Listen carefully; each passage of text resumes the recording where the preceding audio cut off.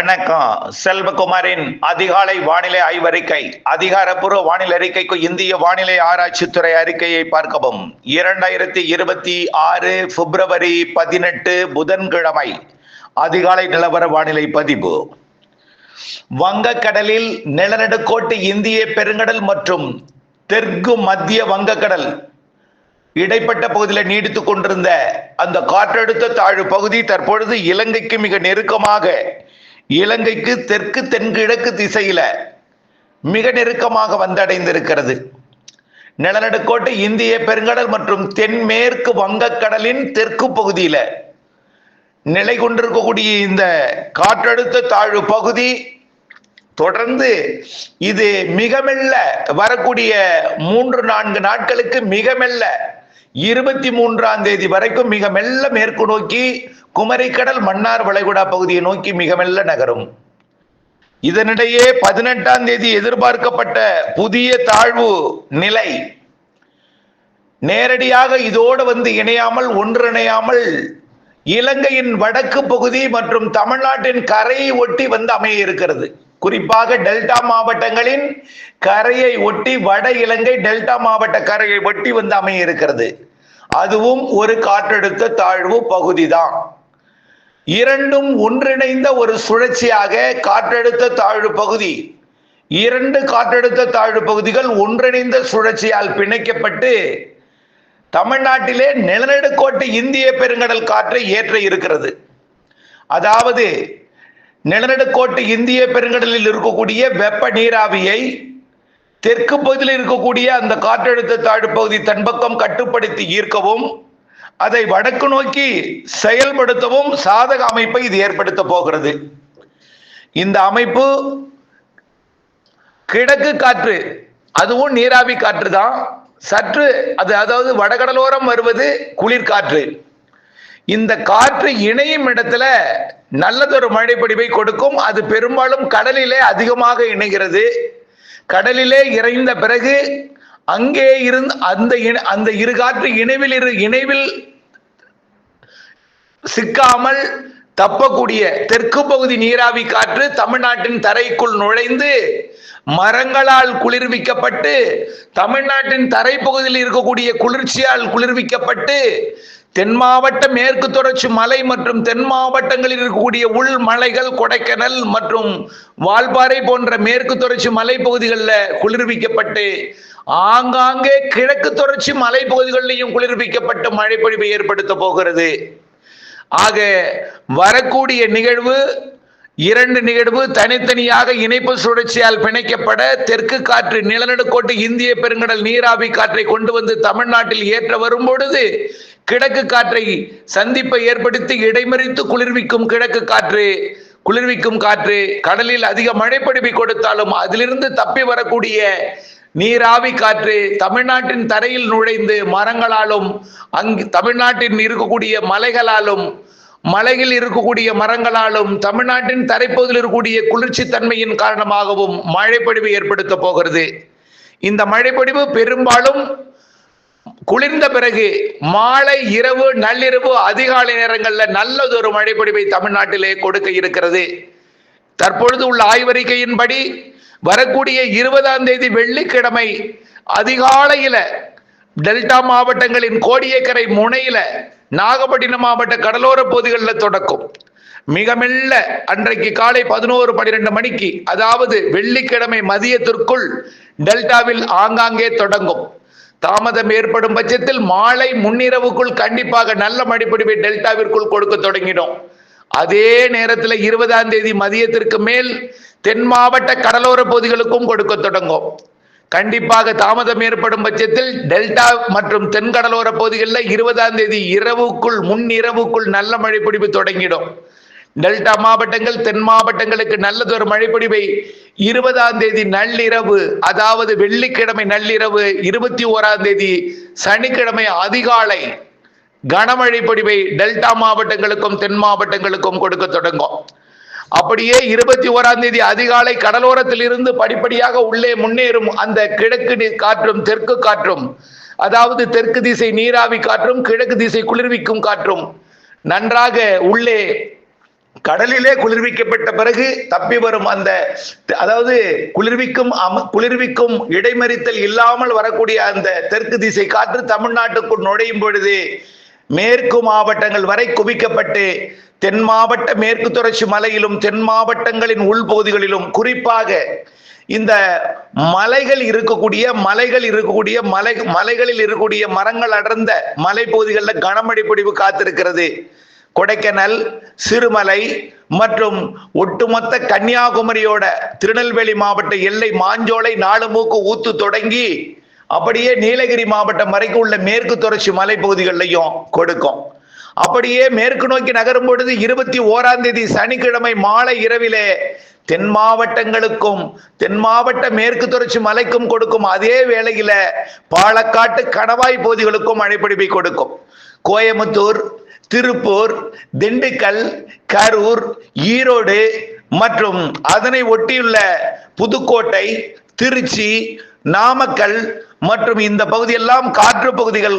பாலக்காட்டு கணவாயிலிருந்து வரக்கூடிய காற்று பகுதிகள் மழை இருக்காது, ஆனால் மேற்கு திசையிலிருந்து காற்று வரும். அந்த காற்று குளிர்காற்றாக அமைந்து கிழக்கிலிருந்து வரக்கூடிய அந்த வெப்ப நீராவியை மேற்கிலிருந்து வரக்கூடிய குளிர்விக்கும் காற்று குளிர்வித்து மழை பொழிவை ஏற்படுத்தும். ஆக டெல்டா மாவட்டங்கள் தென் மாவட்டங்களின் கடலோர பகுதியை காட்டிலும் தென் மாவட்டங்களின் உள்பகுதிக்கும் தென் மாவட்டங்களின் மேற்கு தொடர்ச்சி மலைப்பகுதிகளுக்கும் மேற்கு மாவட்டங்களுக்கும் பாலக்காட்டு கணவாய் பகுதிகளுக்கும் கோயம்புத்தூர், நீலகிரி மற்றும் ஈரோடு உள்ளிட்ட மாவட்டங்களின் மரங்கள் நிறைந்த மலைப்பகுதிகளுக்கும் நல்ல ஒரு மழைப்பொழிவை கொடுக்கும் என்று எதிர்பார்க்கப்படுகிறது. மேற்கு காற்று நுழைவின் காரணமாக கணவாய் பகுதிகளுக்கும் மழைப்பொழிவு தெரிகிறது. 21, 22 2 நாள்ல ஒரு நாள் கனமழை வாய்ப்பு இருக்கிறது. திருப்பூர், கோயம்புத்தூர், திண்டுக்கல், கரூர், ஈரோடு, நீலகிரி மற்றும் திருச்சி போன்ற மாவட்டங்களுக்கும் தென் மாவட்டங்கள் மதுரை மற்றும் தேனி, விருதுநகர், தென்காசி, திருநெல்வேலி, கன்னியாகுமரி, தூத்துக்குடி, ராமநாதபுரம், விருதுநகர் மாவட்ட கிழக்கு பகுதிக்கும் ராமநாதபுரம் மற்றும் புதுக்கோட்டை, சிவகங்கை, டெல்டா மாவட்டங்கள் மயிலாடுதுறை, காரைக்கால், நாகப்பட்டினம், திருவாரூர், தஞ்சாவூர் மற்றும் திருச்சி, அரியலூர், பெரம்பலூர், நாமக்கல் இது வரைக்கும் திருச்சி வடக்கும் துறையூரும் மழைப்பொழிவு உண்டு. அதே போல நாமக்கலுக்கும் ஈரோடுக்கும் உண்டு. ஈரோடு மாவட்டத்திற்கு 21ஆம் தேதி நள்ளிரவு, 22ஆம் தேதி அதிகாலை கிடைக்கும் என்று எதிர்பார்க்கப்படுகிறது. 21ஆம் தேதியே கிடைக்கலாம். நான் 21ஆம் தேதியே கிடைக்கும் என்று அறிவித்து தாமதம் ஏற்பட்டால் உங்களுக்கு மனவேதனையும் சோர்வும் இது பொய்த்துவிட்டு போகும் என்ற மனக்கவலையும் ஏற்படும் என்பதற்காகத்தான் சில நாட்களை நான் தள்ளி கூட சொல்கிறேன். கண்டிப்பாக முன்கூட்டியே வருவதற்கும் வாய்ப்பு இருக்கிறது என்பதை அறிவிக்க கடமைப்பட்டிருக்கிறேன். 21ஆம் தேதி கூட மேற்கு மாவட்டங்களின் உள்பகுதிகளுக்கும் வரலாம். ஆகவே இதை கவனத்தில் கொண்டு அங்கே நடைபெற்று கொண்டிருக்கக்கூடிய மக்காச்சோளம், கொண்டக்கடலை மற்றும் கொத்தமல்லி பிற அறுவடை பணிகளை விரைந்து முடித்திட வேண்டும். அதே போல அதற்கு தீவனங்களையும், அதாவது மக்காச்சோள தட்டை போன்றவற்றை எல்லாம் மூடி பாதுகாத்திட வேண்டும். டெல்டா மாவட்டங்களுக்கு 20ஆம் தேதியே மழை தொடங்கும் என்பதனால நாளைக்குள், அதாவது இன்றைக்கு தேதி 18, வியாழக்கிழமை மதியத்திற்குள், அதாவது இன்றைக்கு புதன்கிழமை, நாளை மதியத்திற்குள் அல்லது மாலைக்குள் கண்டிப்பாக இரவு நள்ளிரவுக்குள் உங்களுடைய அறுவடை பணிகளை முடித்து வைக்கோல் போன்றவற்றை சேமித்து பாதுகாத்திடுங்கள். அதே போல கிருஷ்ணகிரி, தருமபுரி உள்ளிட்ட மாவட்டங்களுக்கு 22ஆம் தேதி தான் எட்டி பிடிக்கும். 21ஆம் தேதி வாய்ப்பு இருக்கு. கிருஷ்ணகிரி, தருமபுரி, சேலம் மற்றும் திருப்பத்தூர், வேலூர், ராணிப்பேட்டை மற்றும் திருவண்ணாமலை, கள்ளக்குறிச்சி, விழுப்புரம் இந்த மாவட்டங்களுக்கு 22ஆம் தேதி தான் உறுதிப்படுத்த முடியும். ஆனால் 21ஆம் தேதி கடலூர் மாவட்டத்திற்கு பொழியும் பொழுதே கடலூர், புதுச்சேரி மற்றும் விழுப்புரம் மாவட்டங்களுக்கு பொழியும் 21ஆம் தேதியே. 21ஆம் தேதி மாலையிலேயே சென்னை, திருவள்ளூர், செங்கல்பட்டுக்கும் கிடைக்கும். ஆனால் தொடர்ச்சியாக கிடைத்துக் கொண்டே இருக்காது. அவ்வப்பொழுது டச்சிங் மட்டும் இருக்கும். அப்பப்போ அதாவது அந்த சிஸ்டத்துல ஒரு நகர்வு இருக்கும்.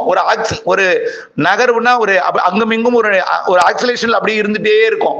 அப்பப்போ எட்டி பிடிக்கும் திருவள்ளூருக்கு, அப்பப்போ சென்னைக்கு கொடுக்கும். அவ்வப்பொழுது அது செங்கல்பட்டுக்கு கொடுக்கும். செங்கல்பட்டு வடக்கை விட தெற்குக்கு கொஞ்சம் நல்ல மழையே தெரிகிறது. செங்கல்பட்டை விட விழுப்புரத்திற்கு நல்ல மழை தெரிகிறது. இவையெல்லாம் 21ஆம் தேதி எதிர்பார்க்கலாம். 21, 22, 23ஆம் தேதிகள்ல சென்னை, திருவள்ளூர், செங்கல்பட்டு, விழுப்புரம், கள்ளக்குறிச்சி மற்றும் திருப்பத்தூர், வேலூர், ராணிப்பேட்டைக்கெல்லாம் 22, 23ல எதிர்பார்க்கலாம். அதே போல திருவண்ணாமலைக்கும் கள்ளக்குறிச்சிக்கும், அதே போல சேலத்திற்கும் தர்மபுரி, கிருஷ்ணகிரிக்கும் 22 எதிர்பார்க்கலாம். 21 வாய்ப்பு இருக்கு. 21 என்று சொல்லி எட்டவில்லை என்றால் மனவேதனைப்படும் என்பதற்காக 22, 23 என்று சொல்லிக் கொண்டிருக்கிறேன். உங்களுக்கும் மழை உண்டு. மிதமான மழையாவது குறைந்தபட்சம் கிருஷ்ணகிரிக்கு பொழியும். திருப்பத்தூர், வேலூர் மாவட்டத்திற்கும் லேசான மிதமான மழையாவது பொழியும். திருவண்ணாமலைக்கு அதை விட சற்று கூடுதலாக இருக்கும். கிருஷ்ணகிரியை காட்டிலும் தர்மபுரிக்கு கூடுதலாக இருக்கும்.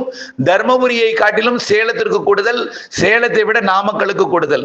அதுலயும் மேற்கு தொடர்ச்சி மலை, அதாவது கிழக்கு தொடர்ச்சி மலையோட நீலகிரி மாவட்டம் மற்றும் ஈரோடு மாவட்டம் மலைப்பகுதிக்கு கொஞ்சம் நல்ல மழை தெரிகிறது. அதே போல் கல்வராயன் மலையில் கிழக்கு பகுதிக்கு நல்ல மழை தெரிகிறது. காரணம், மரங்கள் தான் குளிர்விக்க வேண்டும்.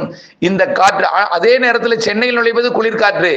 சென்னையில நுழைந்து கிழக்கு அங்கே இருக்கக்கூடிய மரங்கள் குளிர்விக்க முடியாது. அங்கே வெப்பமான பகுதியில் தான் மழை பெய்யும். சென்னையில நுழைவது குளிர்காற்று. அங்கே வெப்பம் எங்கே இருக்கிறதோ அந்த இடத்தில் மழை பெய்யும். அங்கே மரங்கள் இருக்கக்கூடிய இடத்துல மழை பெய்யாது. வறண்ட பகுதி, சமவெளி பகுதிகளில் மழை பொழியும். ஆகவே கிழக்கு காற்று மற்றும் தெற்கு காற்று இருக்கக்கூடிய, அதில் இருக்கக்கூடிய குளிர்ச்சி தன்மை, அதில் இருக்கக்கூடிய நீராவி, இவையை பொறுத்து எந்தெந்த இடத்திற்கு எப்படிப்பட்ட சாதக அமைப்பு வேண்டுமோ, இயற்கை சூழல் வேண்டுமோ, அதனை பொறுத்து மழை பொழிவு அமையும் என்பதை தெரியப்படுத்த விரும்புகிறேன்.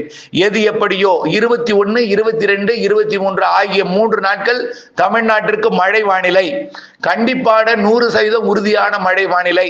இதுல டெல்டா மாவட்டங்கள், தென் மாவட்டங்கள், தென் மாவட்ட உள்பகுதி, தென் மாவட்ட மேற்கு தொடர்ச்சி மலைப்பகுதி, மேற்கு மாவட்டங்கள், மத்திய உள் மாவட்டங்கள், அதாவது சரியாக சொல்லப்படால் நீலகிரி, ஈரோடு மற்றும் நாமக்கல், திருச்சி, கடலூர், இந்த மாவட்டங்களுக்கு தெற்கே அரியலூர், பெரம்பலூர், மயிலாடுதுறை, இந்த மாவட்டங்களெல்லாம் அடக்கி கன்னியாகுமரி வரைக்கும் தென் மாவட்டங்கள், டெல்டா மாவட்டங்கள், மேற்கு மாவட்டங்கள், மத்திய மாவட்டங்கள் நல்ல மழைப்பிடிப்பை கொடுக்கும்.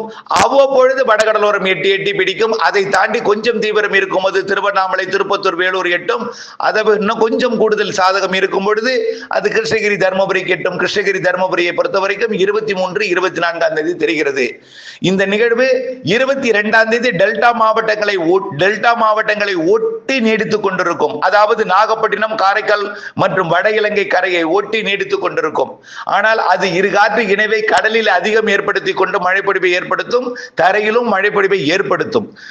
அதாவது நீராவி காற்று நீராக மாற்றுவதற்கு சாதக குளிர்காற்று ஏதேனும் ஒரு வடிவத்தில் அதோட அமைப்புல மாறுதல் ஏற்படும் பொழுது திடீரென்று கனமழை பொழிவையும் ஒரு சில இடங்கள்ல கொடுக்கலாம் என்பதையும் தெரியப்படுத்த விரும்புகிறேன். இவையெல்லாம் அறுவடை விவசாயிகளுக்கான முன் எச்சரிக்கை என்பதையும் தெரியப்படுத்த விரும்புகிறேன்.